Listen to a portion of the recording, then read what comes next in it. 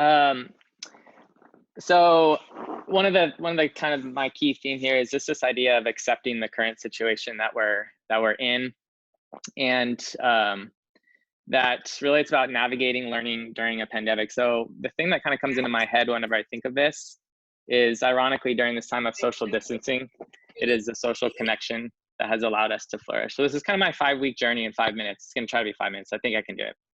I'm sure we all remember this date, March 13th, 2020. That's when I first found out that we are going to have school closures. At that time, it was going to be 3 weeks. And I was like, okay, this isn't going to be too bad.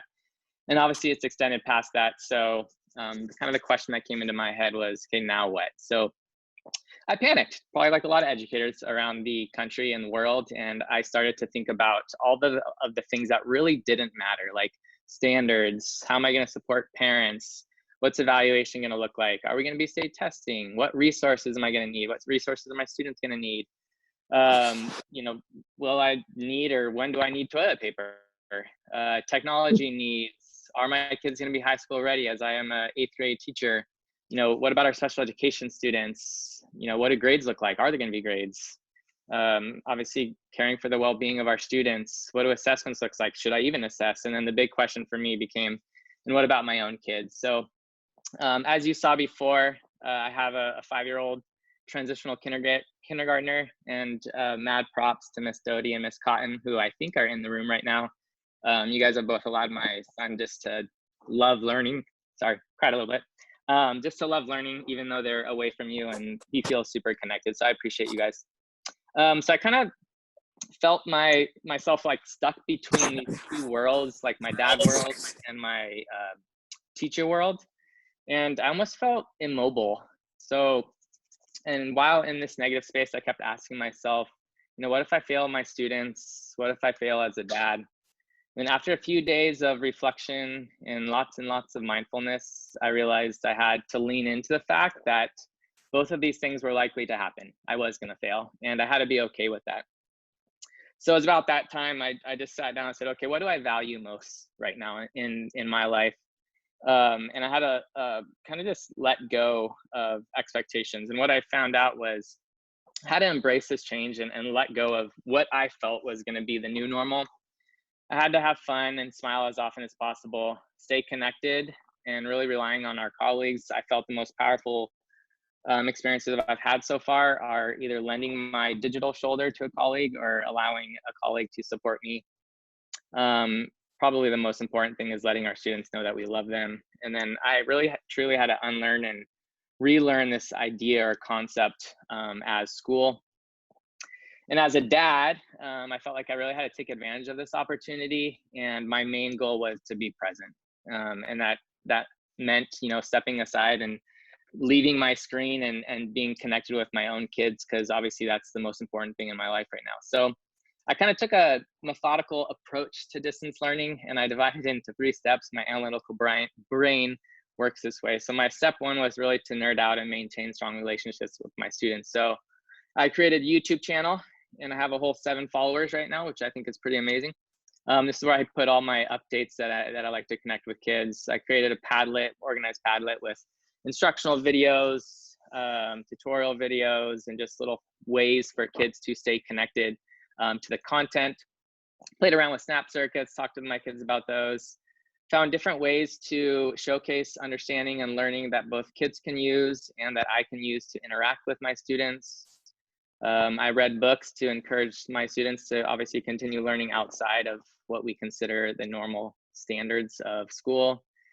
I made sure I connected and each week, and I sent my students a weekly message, and I made sure it was my face so they can see me talking, because obviously that's important. And I found out pretty quickly that students wanted that connection, even 14-year-olds. A lot of people think 8th graders don't like to connect and they're just in their own world. Not true. They miss their teachers and friends probably more than anybody right now. I made little fun tutorial videos with my daughter and shared these out to my students. I wanted to find a way to illustrate the mechanics of a wave. So we played around with a slinky, and my kids had a lot of fun. Plus, I was able to give some information to my students. I've been watching news with my students, allowing my students to interact and collaborate and showcase learning in Padlet, and interacting with Flipgrid as well with them. So step two, and neuroscience and tells us that one of the most important parts of learning is allowing kids just to be awesome and to provide really important feedback that values effort, rather than value the performance. So my colleagues decided this was an opportunity to continue doing that because grades really don't matter when we're learning during a pandemic, but learning should still happen, and we wanted to make sure we were valuing that effort. So creating opportunities for them to not just be consumers of content, but we really, as a middle school team, we wanted to challenge kids to be creators of content. So giving them opportunities to make connections between content and the real world. So this was a mind map I had kids do. They could do it by hands or digitally. And of course, as we are doing right now, I made sure I provided a really important feedback and really to make sure my students know that I'm thinking about them, I care about them, and I'm valuing the effort they're putting in. So I made sure to tell Sean, as you can see over here, that I was really proud of his work and his effort. And students are even replying to us. And on the bottom left, you can keep a tally of all the points that they're collecting or not collecting during this distance learning time. This was another activity that I had kids do, and I was kind of pushing out a whole bunch of videos and tutorials. I was kind of geeking out making my own math videos. And I was like, wait a minute, I need to put the kids to work here. So I put out the opportunity for kids to use Flipgrid to create tutorial videos for other kids. And as you can see, I made sure to provide a valuing of the effort and that feedback. This was one tutorial and it was optional. And I don't know how many kids posted, but I had over 700 views and 12 and a half hours of engagement. That was after 2 days of me posting the assignment. Since then, I've done this 7 or 8 more times. And I'm probably close to like 3,000 views would be my guess. And kind of this idea of kids teaching other kids and not just relying on their teachers, especially in a time like this, is really important. And again, total 0 points. I'm currently also teaching an accelerated 10th grade level math class to 8th graders. It's completely optional. And I gave an assessment just for fun so kids can see where they're at. I only had to take this section of my bar graph because it didn't go any below that. The average was a 94%. And rather than, saying, wow, you guys are so smart, I wanted to make sure I sent a message to all my students telling them that, how humbled I am and how much I value their effort and how proud I am of the work they're putting in. And for averaging a 94%, they all received 0 points. As a team, 8th grade team, we wanted to make sure we're also connecting with the humanities side. This was an optional webinar that was hosted in collaboration with the Anti-Defamation League, and it was about tolerance and specifically the Holocaust. And my humanities partner, Cheryl Kaiser, had the students reflect on their learning during that webinar. And Mrs. Kaiser read every single one of their little mini essays and provided feedback for 115 kids. And we just captured a few of the comments back from students, and I think it's important to read. So the students replied back to Mrs. Kaiser, I don't know if I speak for a lot of people, but your replies make me so happy to read. Thank you so much, Mrs. Kaiser. I hope you are doing okay. Thank you, Mrs. Kaiser. Your replies are always so encouraging and they always bring a smile to my face. I appreciate you taking the time to share personal stories and read through all of our writing. So again, valuing effort and not just writing off our students and just, pressing credit and then moving on to the next kid, because we want to make sure our kids hear us, understand our love for them, and really understand that we value the hard work they're putting in. And for doing all this, they got 0 points.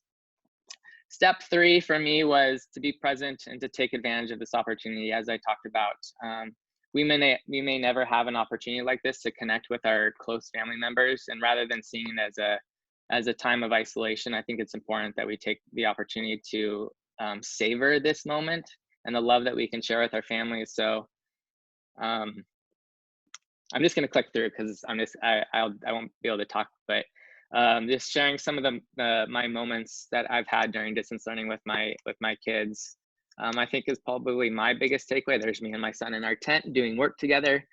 And you can see I have my moments where apparently I'm not paying attention as I'm sleeping there, but nonetheless, we're able to share these special moments with our family that I think my kids will remember forever. Obviously, barber shops are closed, so I had to give my son my first time I had to give him a haircut think I did pretty good. But just capturing these moments and living in the present and savoring this opportunity we have with our family, I think is really, really critical. My kids even went to a nursery, picked out flowers, and delivered them to their grandma, which I thought was pretty fun. And every day or every couple days, they try to match. And I thought this was an appropriate picture to end with, as they value learning, as they value the relationship with their family. But obviously, they still love our school, and that is our Design 39 campus logo on their shirt there. And obviously, a very happy, proud moment. And this is actually worth a bajillion points. So because of my students and my children, I feel like I was able to find a new way forward. And with